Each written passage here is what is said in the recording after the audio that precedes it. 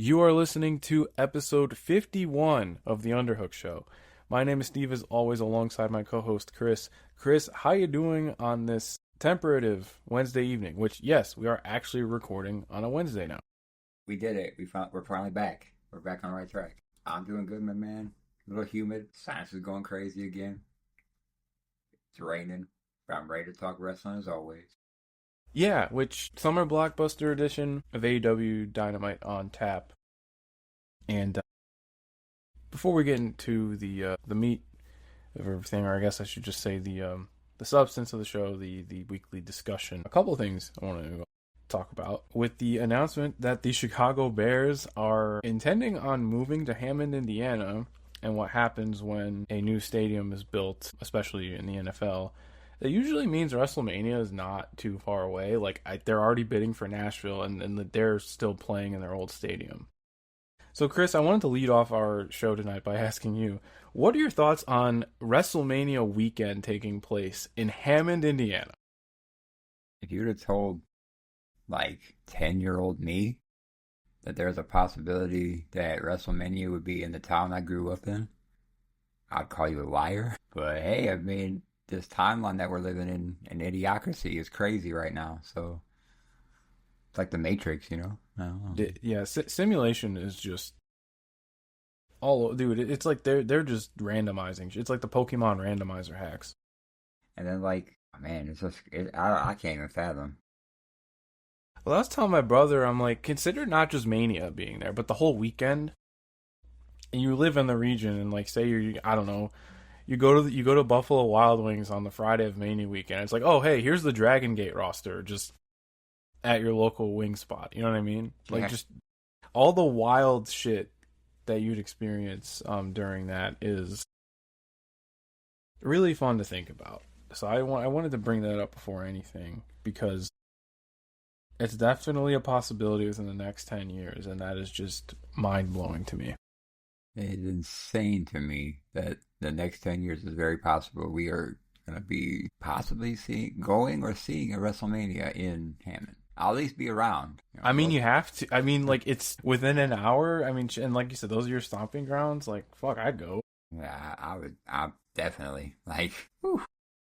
I mean, we were talking about Indy because I was driving distance when they signed that deal. And then the word on that kind of went away, I think, with the ESPN stuff, and then obviously the Saudi stuff, and then Tennessee's getting the new stadium.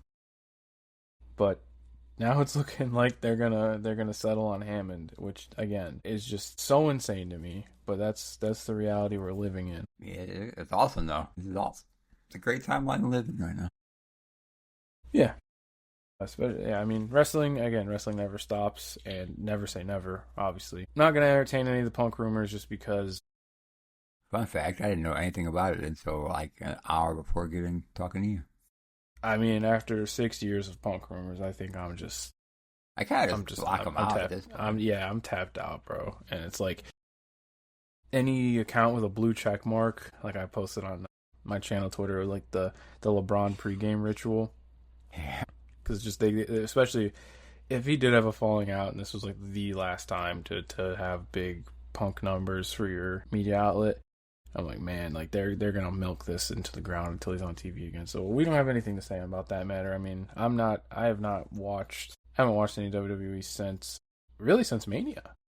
So do you count AAA? Because we count AAA. That's the last thing I watched of WWE. Yeah, you watched the Apuesta, right? Yeah. Like the mask. Yeah, okay. Yeah. Which The Undertaker said we wanted to take Lucha Libre and give it a story, which blow it out your ass. I'm sorry. I try not to be as obtuse, but if you don't have the media literacy to see that there's a story in every match, it's fuck off. But I didn't watch Blue Panther turn back the clock to say there's all these times against Hechisaro and Danielson to say that there's no story in any Lucha Libre matches. And there's definitely a story when Maquaro's getting his nose broken and still wins the damn match. So speaking of, that's where I wanted to go with this. I can't wait for this. Man. I'm pulling up the graphic because it is just depraved. Here I am doom scrolling. I see Fetty Wap coming to GCW, and then I see this great flyer. Yeah, so the anniversario for Zona on July 5th, which will probably air around the 12th. I think they usually get it up within a week or two. But the main event of the Zona 23 Anniversario, Mecuaro versus Miedo Extremo versus Ciclope versus Necro Butcher. Yeah, we here, baby. Necro Butcher, who I believe it was through Joseph Montecilio's Greatest Wrestler Ever list, said Necro Butcher had a great match as recently as 2025. So I think if you're willing to look past the bullshit, look past his bullshit. It's not out of the question that he can go to the junkyard and make magic. So I will definitely have this on my radar. We will have to talk about it on the show after it airs, which it'll air on IWTV. Like I said, usually a week or two after it takes place, because we got to get those instant replays. You know, I will be waiting. I seen that and I said, yes, yeah. I want this. Schlack's on the card too. What the? Yeah, they got the heavy hitters in this one. My gosh. I just need to see what this Necro Butcher is. That's what I want to see. Because right now, currently, where I'm at in Combat Zone, Necro's the man. You know, like. So. Yeah, Necro Butcher in the junkyard is our other newsworthy thing. And yeah, we should talk about Fetty Wap getting a light tube spot, because pro wrestling is the greatest and dumbest thing to ever exist. I love it so much. This is proof. Tony Depp and stooging his ass off for it too. I miss watching Tony Depp, and I should follow what he's up to a bit more closely. I know he's in, honestly, like GCW. That's honestly where I've seen him at. Yeah, I mean, he's either Philly or Jersey, like East Coast, so like that makes a ton of sense. I know he does he used to do a lot of Ring of Honor dates too, so. Do you watch any Tournament of Death? No, I want to, Tournament of Survival, I should say. I need to, it's on my list because I heard that, what's her name went crazy. I forgot her name. I can never remember her name.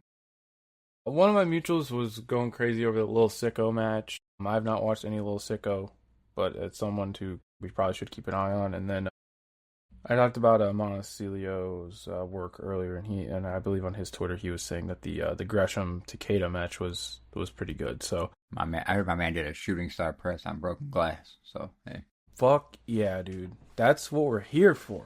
I said, hey, we're locked in. All right. Yeah. So it's nice that there's a lot of there's a lot going on, especially in the U.S. Indies, because man, like. Since DPW closed its doors, it's just felt very dry. But let's tap in here and there. But I'm trying to find some new stuff. Zona is just that's all I need in life right now. Yeah, Mexican indies are a lot of fun, especially because you do get your deathmatch promotions. But then something like IWRG. You can get like Mexa's boys who are really great at like the fireworks show, Spotfest tags, which they were just in that one that Dave was losing his mind over. It was like a 10-man tag that a lot of people are pretty high on. But then also, like, the first time I watched Fishmon was on an IWRG show, and they just air everything on YouTube. Yeah, so Fishman's that guy. Yeah, he's on this card though. Right. No, but one last thing on him. He did wrestle his eternal rival, Mascara Sagrada Jr. And I keep up with Fishmon just by his Instagram. So whenever like people just tag him and shit, and he approves everything he's tagged in, which is awesome. So like I just saw a clip of him taking like one of those like white plastic merch tables and just throwing it at Sagrada's head. And I'm like, okay, if this makes tape. I should say if, because, you never know. Yeah, I'm going to put you on those Sagrada matches. I just, like, because they're often found on, like, full shows buried in the Mas Lucha YouTube archive, which there's a lot of stuff on Mas Lucha's YouTube channel, by the way. I just haven't ISO'd the actual matches yet, but that'll be your next bit of homework. All right, I'm locked in. I need to do some. I was supposed to do some homework on someone we were supposed to see tonight. Yeah. So heading into AEW Dynamite, Sari was not cleared due to a neck injury, which I've not watched a ton of her this year, so unfortunately I can't point out when that happened. It's just very unfortunate. I was obviously hyping her up I mean, even during last year when they had her on Ring of Honor, sorry Athena is a match I really wanted to see, and we're not going to get it. But we'll talk about the constellation, and I'm still excited about what we are getting for a couple of reasons, but let's save that till we get to there chronologically. But if you're ready to get into AEW Dynamite, I am too.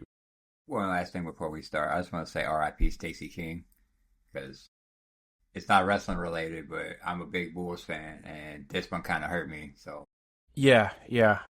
We should talk about that actually because I mean, how many hours have we spent? That's a great thing. I can't believe it didn't cross my mind. That is a great thing to talk about.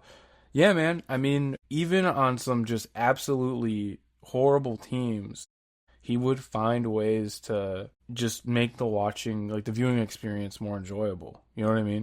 he made the games fun again. And no matter how dog shit the team is, no matter how dog shit the owners are, he made it fun to watch on TV. And from what I could tell, like he's a people person, met the fans, everything. You know, so it sucks. Like if you're Chicago, you watch Bulls games, you know that voice, you know the catchphrases, you know. So it just sucks. I mean, it's like, you know, when I think of growing up watching Chicago sports color commentary, I think of him and Eddie Olczyk.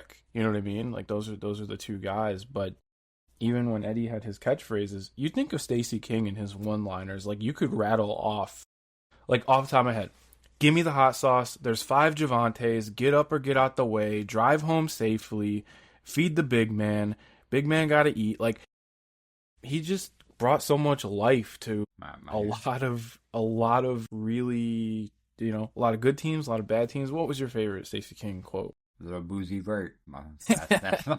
That's that, and then you know the Jimmy G bucket. The G stands for gets because that's my favorite player, and that Jimmy Butler's my favorite Bulls player. Well, favorite player currently, and like, yeah, man, I was gonna say RIP. It's gonna be different watching Bulls games now, but way too young too, man. Like what the yeah, fuck? yeah, When I saw 59, that ain't right. it kind of puts life into perspective, man. Like this shit is all, you know. There's Yeah. no point to be negative about everything. That's No guarantees ever. So, gotta deal with what's in front of you, and you gotta keep going. So, yeah, rest in peace to an all-time Chicago sports legend. Obviously, on the court, got a couple of rings, and then off the court, I mean, voice of a generation. Do you know what I mean? Like, I can't think of watching the Bulls with anybody else like in my lifetime. it's because like in mine, it was like I had Johnny Red Curve for a very little bit when I was young, but it was Stacey King. That's gonna be like in my fucking brain, you know. Yeah, like, because I was alive for, you know, the back half of the dynasty, but like I wasn't like cognitive of it. I was, you know, by the time it was done, I was 2, you know, Yeah. so I just remember like really like my like really falling in love with the Bulls was like the Noah and Yeah. then obviously like the early Derrick Rose stuff, and then the like 2 months in the 2020s where they were the best team in the league. That was fun. Yeah, like yeah, man. It like you said, and even like the worst teams, he made very watchable. So it's gonna be very hard to fill those shoes. Oh yeah. I don't think anybody will ever truly will. So rest in peace, Stacey King, All right, all timer on his at what he did. give me the hot sauce. Still remember the walk off, and he was just screaming it. I went to that immediately. I tried finding a clip of him saying there's 5 Javantes out there. I had to watch a full highlight reel tape, and then I was just like, damn, Stacey King ain't here. Javante Green's not on the team anymore. What, like, it's not an ideal timeline, but It's all right. he We he got a little boozy vert. yeah, but yeah, Stacey King will be forever immortalized for his contribution. So rest in peace, big man. Right. On to our weekly discussion of All Elite Wrestling Dynamite, this being the Summer Blockbuster edition, June 10th, 2026, from the Andrew J. Brady Music Center in Cincinnati, Ohio. They ran this room a couple of times, and I really like it. It's one of those like vertical amphitheater looking rooms. WCW Saturday Night Style room. Yeah, and I think it works for what it is. Thankfully, this summer blockbuster was not like a 3 or 4 hour broadcast like last year. They did Dynamite tonight, and they're gonna tape Collision tomorrow. Thank God. They said, you know what, we had to let the boys run it one Wednesday, okay? Yeah. So, which, well, to be fair, we could have done it like the last three, and that was all. They don't need to know that. They don't. Hey, it's my fault. I don't mind admitting that. I got my wires crossed one too many times. He got abducted by aliens, folks. It's okay. We're back. We're good. I was on Mars with Dr. Manhattan. You and Poochie were in It your went back to our home planet. Oh man, great call. So this opens with a Ciampa Jericho promo that I really don't have all that much to say about, but I did want to ask if you caught the Ciampa segment from Collision. Was it? I want to say yes. It's when he was. Was it the one where not the one where he busted out the notes, right? No, this time he was cutting a promo With like the lion Shivani. tamer on. Yes, Okay, yeah, I did see that. Okay, yes. fucking beast mode, dude. That was so sick. Yeah, They should have done that here. Yeah, that should have definitely been here instead of what we got. Yeah, which was just it's this the is same. vintage. This is vintage Jericho bullshit, and I don't say that affectionately. Yeah, I did not care for this to be honest at all. So Yeah, it was just trying to get a Tommy chant over, I feel like leaning into bald chants. I also feel like they added this as random too, like last minute. They're like, "Hey, throw this on there real quick because this didn't fit the rest of the show." I mean, like I get what they're. I don't know, whatever. I feel like this has to be a TV feud, but I have a feeling that this is going to be a Forbidden Door match. Yeah, I think that's why it got rushed so quick. I think just like something else that got rushed. Yeah, I don't know. Yeah, Yeah. Fast forward, sum it up. They're gonna fight at Forbidden Door. There you go. the Forbidden Door, judging by this card so far, man. Like I don't really know. I know aside from one confirmed, finally a confirmed singles match. Yeah, which is pretty bad. Yeah, not a lot of guests, especially considering like they're gonna the majority of the roster is gonna be in the States a couple weeks later. So not much to report on that front though. So weird, but hey, Forbidden Door is usually like if I would base it off like the first Forbidden Door, or try to base it off like what I thought the first Forbidden Door was, just like random, not storyline, just a bunch of random, company versus company type stuff. But we're not doing that here, so I don't know what we're doing anymore. It's always a tricky thing too, because obviously everybody points to the fact that like the big guests from the first show. I mean, besides Zack, like they signed everybody, and then Tanahashi retired. Like Jay White, Okada, Ospreay, all eventually, like within the next 2 years, all signed. You sure about that, Jay White? No, I'm kidding. Well, I'm yeah, hey, they're still paying him, man. I just miss him. And then, yeah, no, me too. And then New Japan, obviously, they've had to do their kind of rebuild on the fly, where they're still not fully committed to the young generation. And I don't necessarily blame Tony Khan for kind of keeping things like the world title in its own universe, right? Mm-hmm. But it just seems so strange to me, at least on the women's side, like they are doing a good job of building the Tekla versus Stardom stuff. But on the men's side, like you don't got anything. Like you could easily just run Andrade Tsuji back on American soil for people who didn't watch. Well, they did run that in America already on New Japan, but still, AEW audience might have not seen either of their matches. You know what I mean? Yeah. Then like, why don't you just do who's the New Japan champion? Right now, it's Newman. He's defending against Tsuji next week. That's the Minion, right? Is coming up. Yeah, which I'll be real. I looked at the card and I'm not. Yeah, I meant to ask you about that off air because I was like, I saw the card too. I mean, I saw my dogs and Knockout Brothers on there, but I think they're gonna lose those belts. So I wasn't too impressed with the card. The match on the card that I am the most excited for is it's like just advertised as a special tag match, like a blow off. It's Zack and Oiwa against Yuya and Taichi. Zack and Oiwa, like TMDK, have been just from the New Japan that I'm caught up with, have been just incredibly reliable in tags, and obviously, like I will sing the praises of Yuya Uemura till the end of the earth.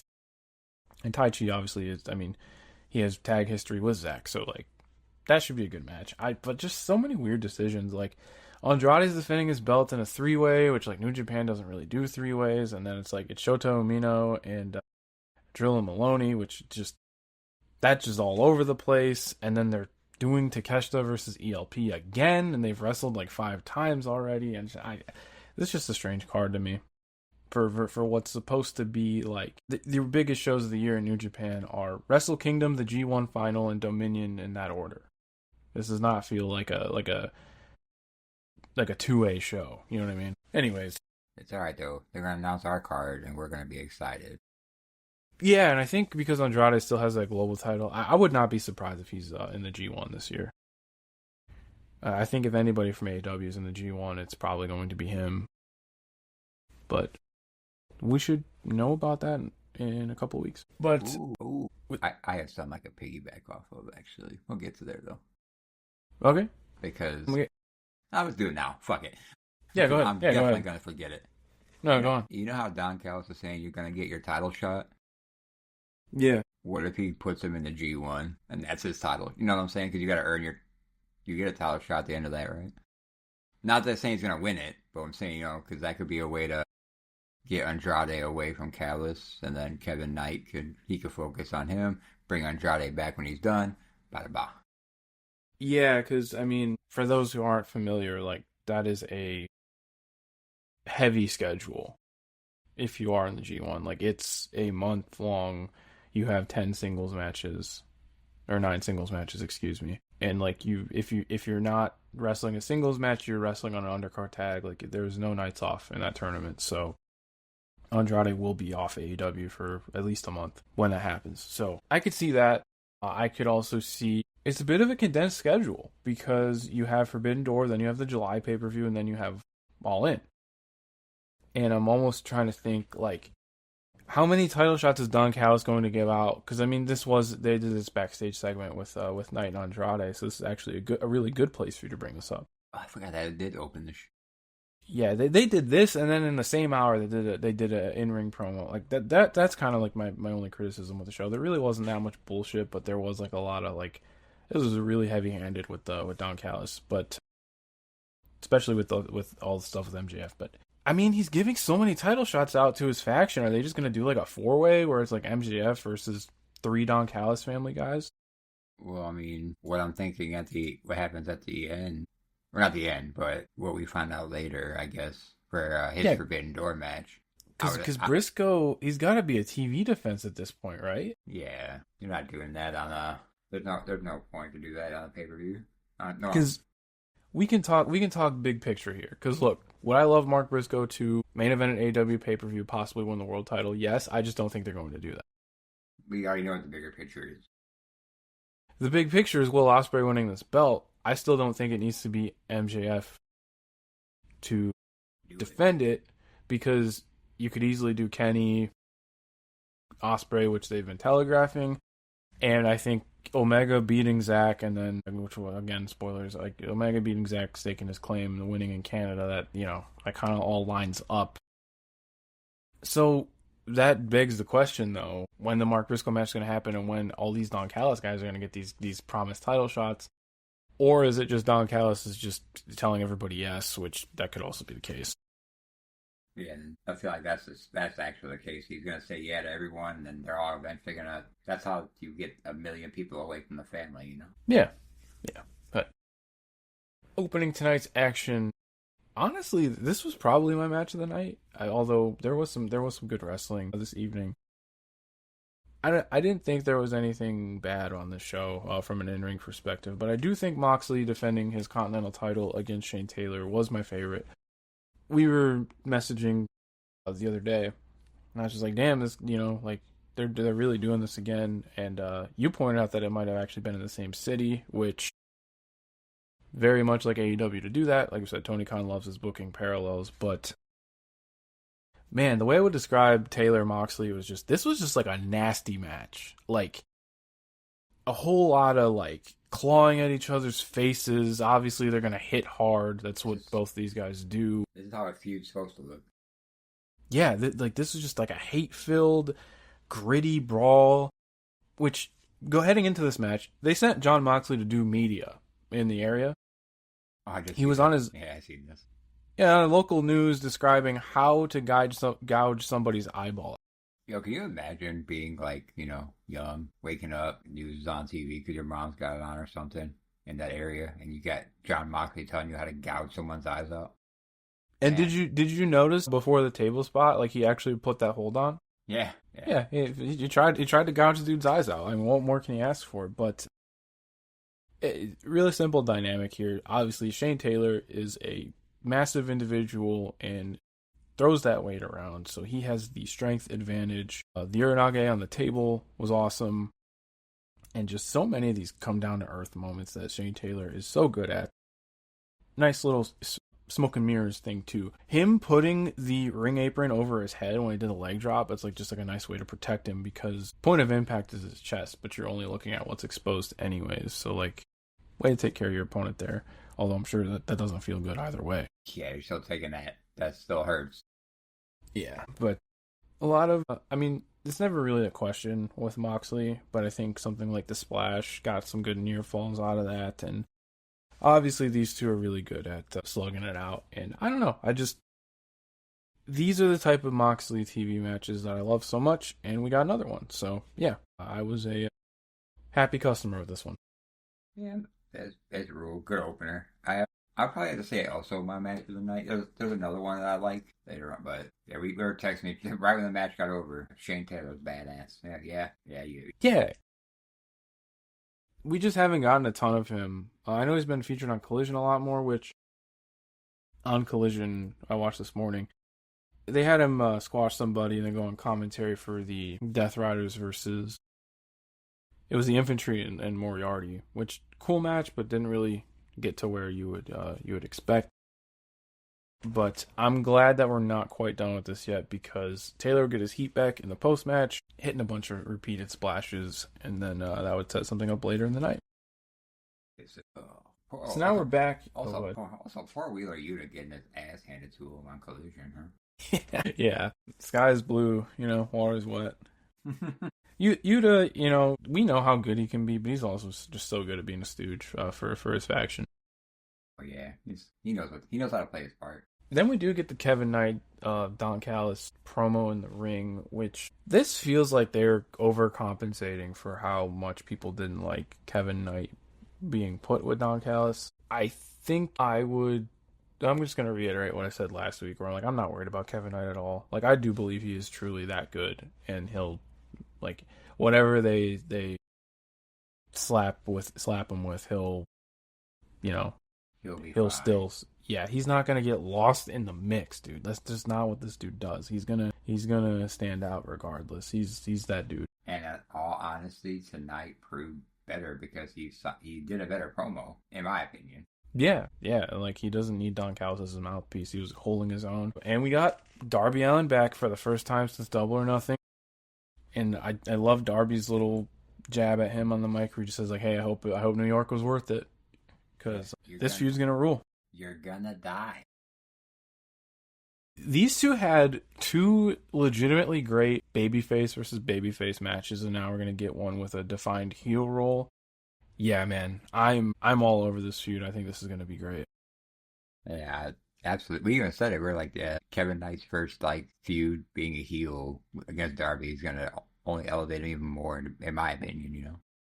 Again, this dude was hitting coast to coast as a babyface in tournament matches and stuff, and now he could just ramp up his intensity and just do all kind of depraved shit, because that's what you do in a Darby match.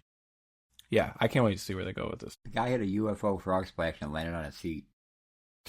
This match ruled, though. The next one was pretty sweet. Yeah, I totally forgot this was booked. Mark Briscoe versus Pac.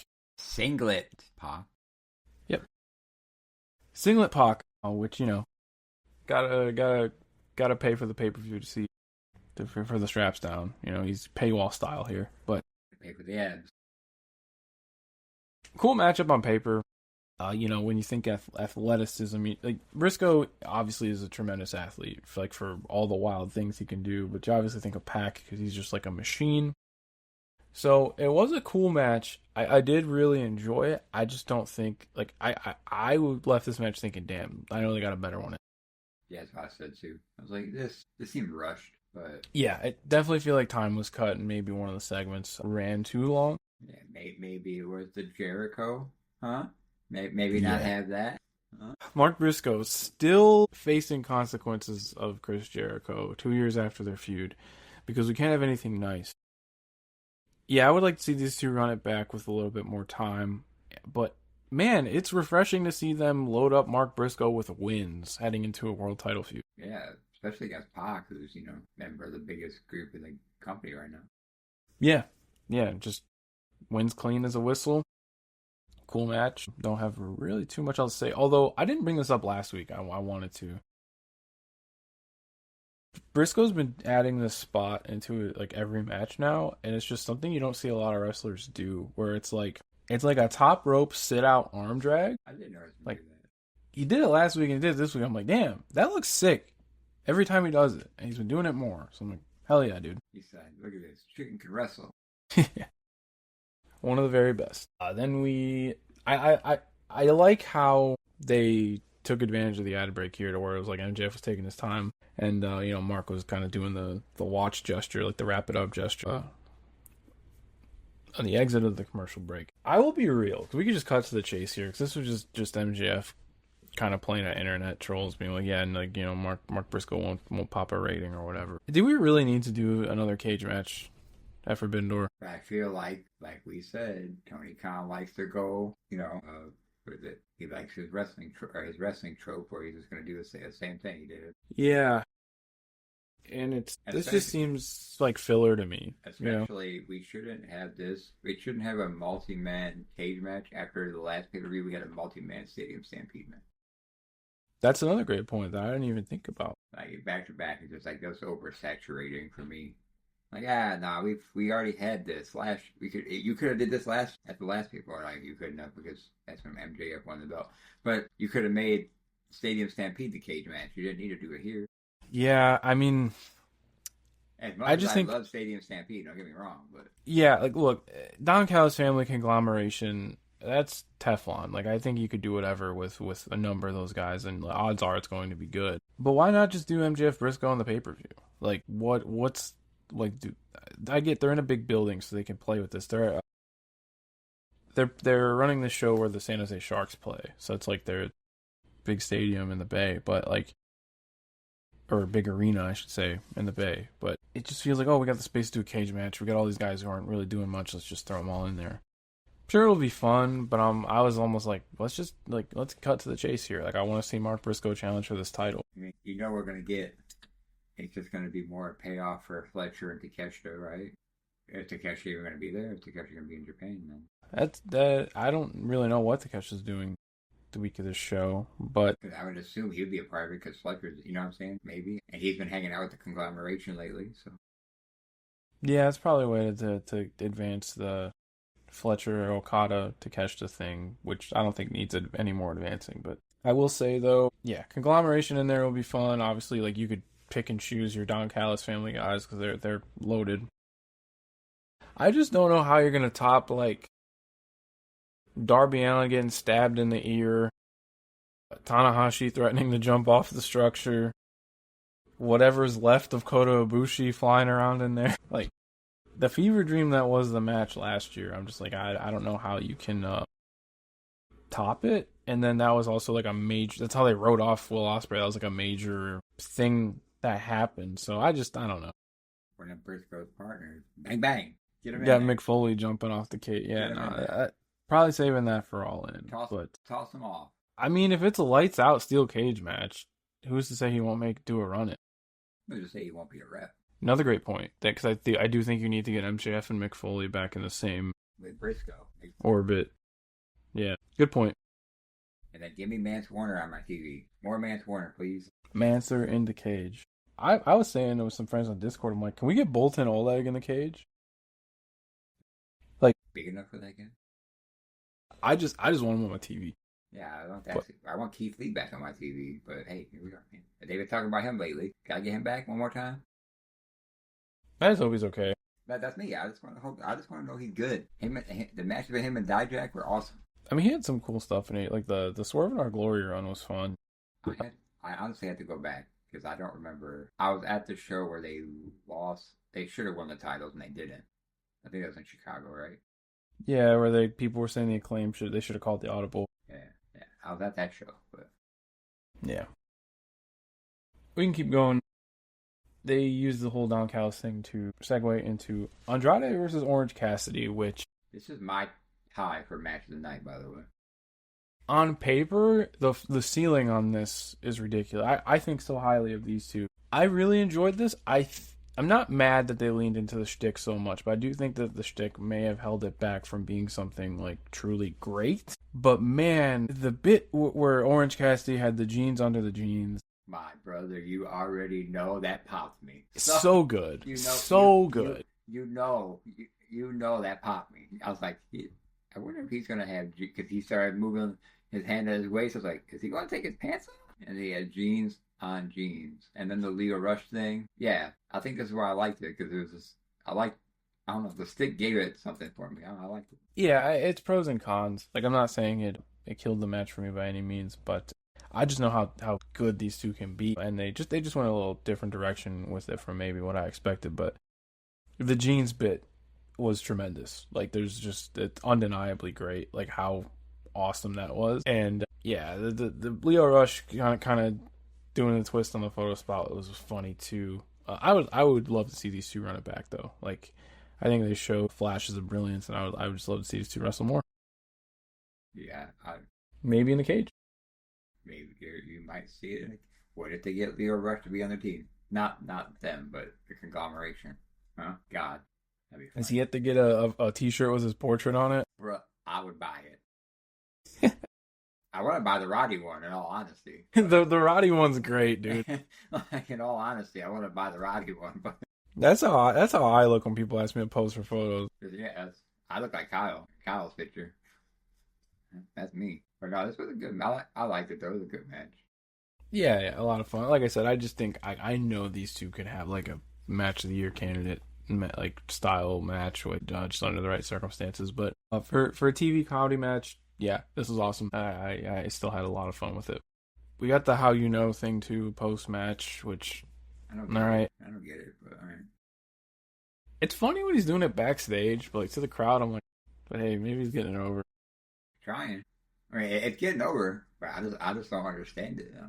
A couple of we got a pre-tape and a vignette. Ospreay, he was giving credit to the Death Riders, but then like not to be mean to Alex Windsor was kind of what I was saying last week of like I don't for how kind of last minute. Now her inclusion in the Owen wasn't last minute, but it was like pretty much since Will Ospreay showed up to the company like full time. It was always like people were already saying, okay, he's gonna win the world title at Wembley Stadium. And it was like this preordained thing. It's like baked in, So I didn't necessarily feel the same way when Alex Windsor was like heartbroken that she's not getting the big match in England. So I think this pre-tape fell a little bit flat for me in that regard. Nothing against Alex Windsor, but just I just think it felt weird to me because to be 1,000% honest, I looked away for a second and then I seen someone in Will Ospreay's arms. I didn't know who it was at first. So. Because, like, I mean, hell, she could have showed up and been like, yeah, I'm here. I want to compete at the highest level. I want to win the world title at Wembley, But this is all her kind of path to that just felt so last minute. Maybe they could build to it next year, But I think in the moment, I did not feel the emotional weight that maybe they were going for with this. So that's what I just wanted to point out. Yeah, no, I didn't. This one fell flat. Like, because we all know, well, I feel like next year would be good for Alex Windsor. Build her up. Boom. They need to build up a babyface in that division. Holy shit. Yeah, they do. Like, it's getting really bad on that front. Because technically, got no one to wrestle. No, hell no. Now, she's feuding with an entire company right now, and that's been better than, hey, interpromotional feuds when done right are awesome, but, like, it almost feels out of a necessity that they're like, okay, we need to get somebody from Stardom because we have nobody. They're just going to get the president of Stardom to wrestle her. To be fair, I did see a tweet reporting that Taro Okada, the president of Stardom, I think they're going to loan like 4 or 5 wrestlers to AEW this summer, Shuri included. So we'll get hopefully get some fresh matchups with that. I did watch the Hazuki Persephone match from Collision, which was solid. I think they have a better one in them, but I'm glad that they're giving Hazuki some reps in an AEW ring before the Mercedes rematch, because people were really high on their first singles match, because they wrestled in a couple of three ways, but at the end of 2024 they had a singles match in Boston, and people were really high on it. I saw a rumor a while ago that that WWE was looking at Persephone. I think they were, and they ended up signing. They got La Catalina from CMLL. I know that name too. Yeah, she's like doing the trios. It's like her and Bailey and Lola Vice. They've been like a trios team. I think, okay, here we go. I'm trying to think of what's the group they're facing. La Hied? I don't speak Spanish. Two, I do not follow AAA week to week. And Grande Americano OG versus Grande Americano. I don't really know much about AAA, okay? I'm sorry, guys. Oh, and Vikingo. I know, and the lizard guy, Iguana. I do think it's cool that Bailey gets to work in Mexico. I want to say, hey, listen, I know he gets whatever the hell he said about that storytelling shit was crazy, but he is booking a good show down there. I'll give him that. Oh yeah, but I was just like, are we really trying to like grandstand like that? Like you did one like really great thing, and now it's like, oh yeah, like this is how lucha should be. No, it's because you did a mask versus mask match where both guys got to bleed and the crowd genuinely cared. Like the pro wrestling does not need to be hard. It doesn't have to be a soap opera. Like just get me to care and like do the right things, and like get me an 87-year-old man and laying in the car in a ring in a junkyard getting hit in the face with a car hood. I'm gonna love this is what I'm talking about. Like, let's go. God. Back to the task at hand. Yeah. Why I'm glad Shane Taylor got his heat back. Death Riders versus Shane Taylor Promotions. 5 versus 5 street fight with the women involved. This is gonna rock. Definitely tapping in. That one. Yeah, we're tapping into this one. I mean, again, Death Riders with the multi-mans when Marina is involved. They have a pretty high hit rate. We'll leave it at that. Like, I think this will be good. Yeah, it's gonna be bad. Marina's in it already. Yeah, which I also got to get my tickets for the Warrior Block Party for next month. Yeah, me too. Yep. Which, if we're boots on the ground, we will report from that and the G1. So we switch it up a little bit here with some in-person reviews. But back to Dynamite. Semi-main event. Sari not medically cleared to compete. Maya World gets her spot. I was not aware of Maya World's situation until Renee reported it. Maya World recently lost her younger brother, and I cannot fathom what she was feeling, but the fact that she showed up and put on the match that she did, all the credit to her in the world, and all the love to her and her family, because that's just terrible. Shout out DP. Yeah, DPW, Deadlock alumni Maya World. Somebody who's been building her case on the indies for a while, getting a lot of chances in Ring of Honor over the last year, and now they tried the High-On tag. They stopped caring about their women's tag division, but I thought she impressed me in this match, and I'm not grading on a curve here either. Like, obviously it is impressive that she even wanted to wrestle with what she's dealing with, but the potential is always there, and I thought she was the straw that stirred the drink, to quote JR. I thought she was good in this match, and it makes me really excited for the Athena match, because Athena against up-and-comers, that's a recipe for success, and I think that with time, those two could tear the house down. Yeah, I think it's going to be good. I think this was a good match, but I think the next match is going to be even better. Her and Athena, right? Yeah, her. I'm just waiting for Athena Mercedes. Just give me that again. That's what I'll wait for that.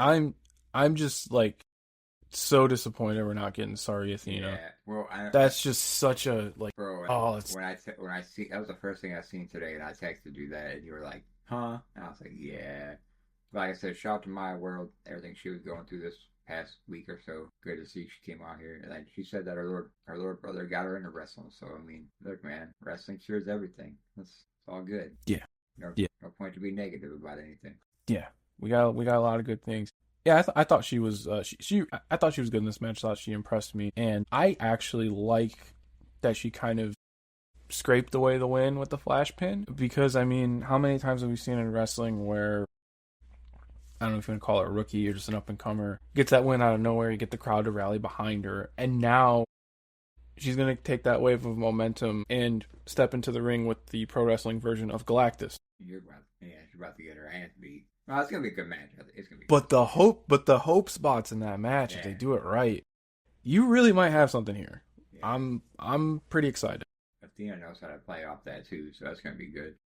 And I'm sure Athena's fiending to have like a singles match with Time because, I mean, the last pay-per-view for her, she did a survival of the fittest. So like, let the master do her thing. So I cannot wait. So I'm stoked. Like, this tournament's coming out great, even with like injuries and all that, unfortunately. Yeah, especially because, two of my biggest criticisms towards AEW's booking is obviously, like, we've been very open with kind of how they've neglected the women's division since we've been doing this show. And two, Tony Khan, like, historically has not really pivoted. And now on both sides of the bracket, he's been forced to, between Willow's injury and Sari's injury. All things considered, done a pretty good job with making do by, break glass in case you need Mercedes, and then, giving us My World Athena, and then possibly more than likely a Athena Mercedes pay-per-view match, which, the ceiling on that is pretty damn high. I'm hoping they get the right direction now. Yeah. A couple more things before we wrap up with Dynamite here. We get a singles match announced for Forbidden Door, a Zack Sabre Jr. narrated promo. Only their second ever singles match. It'll be Kenny Omega versus Zack Sabre Jr., which Kenny not around too much. Like he did the Anarchy in the Arena. Which they did this the same way, is they announced Kenny was going to be in that match 2 weeks beforehand, and now they're doing this 2 or 3 weeks before. Which maybe he's just conserving his energy if he is going to have another short run, short main event run. But I figured, when I see Kenny Omega, Zack Sabre Jr. on paper, I'm like, that is a G1 ass match. Yeah. And lo and behold, happened 2018 G1 Climax tournament.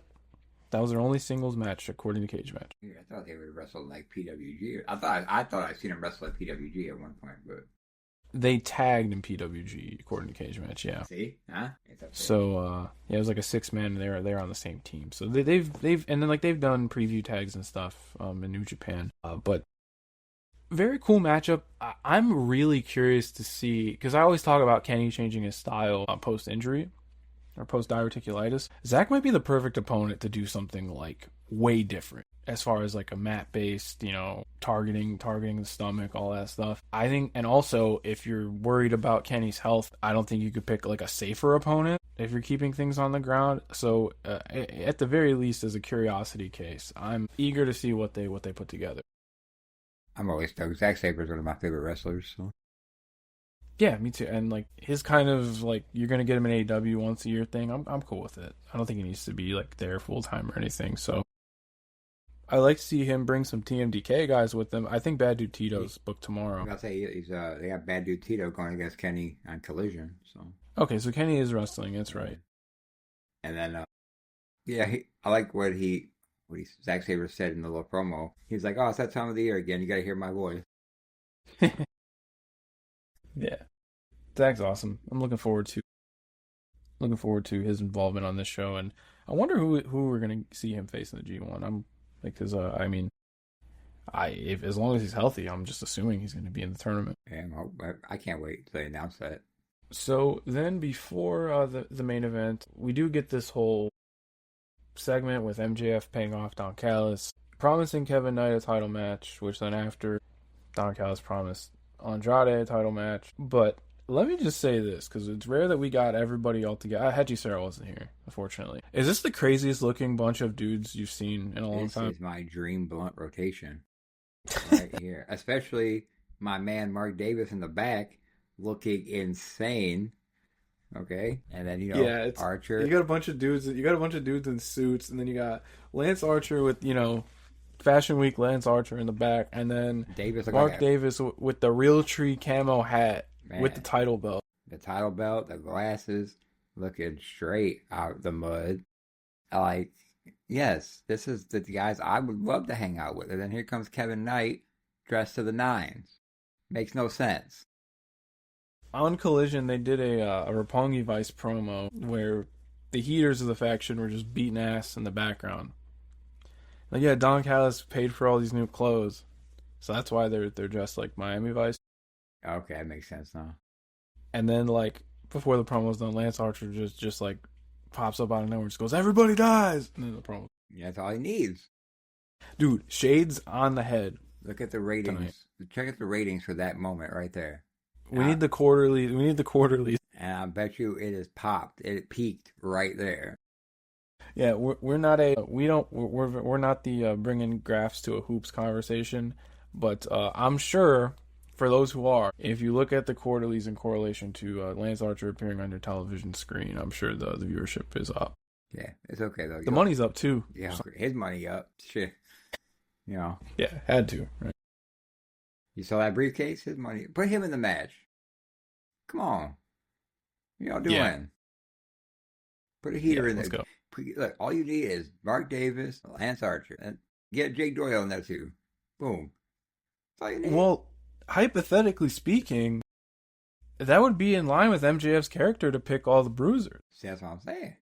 Pick all them, and you got Kevin Knight. Kevin Knight's gonna be the one that loses for you. Let's get Lance Archer that pay-per-view main event paycheck. Let's go. Let's get him that paper. Exactly. Yeah. That funny money.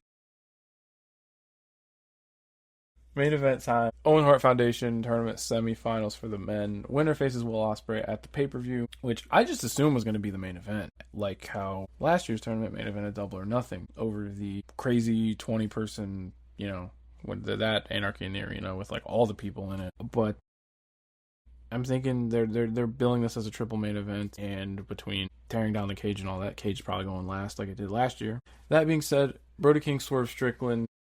We've made it clear on this show that we loved like 99% of the Revolution match. My opinion, this did not live up to that, but I thought this was a perfectly fine Dynamite main event, and Brody got a good cut. Yeah, it wasn't bad, honestly. Revolution match was way better. I just think this felt rushed too. Like I feel like that Jericho promo I think fucked everything up. I don't care what anybody says. I wouldn't have been the first time. Because just put that out there. Everything felt so weird, especially with like all the promos and stuff you had in between too, the vignette or the backstage stuff too. Like you could have not had that Jericho. You could have put Jericho on Collision. That segment could have been on Collision.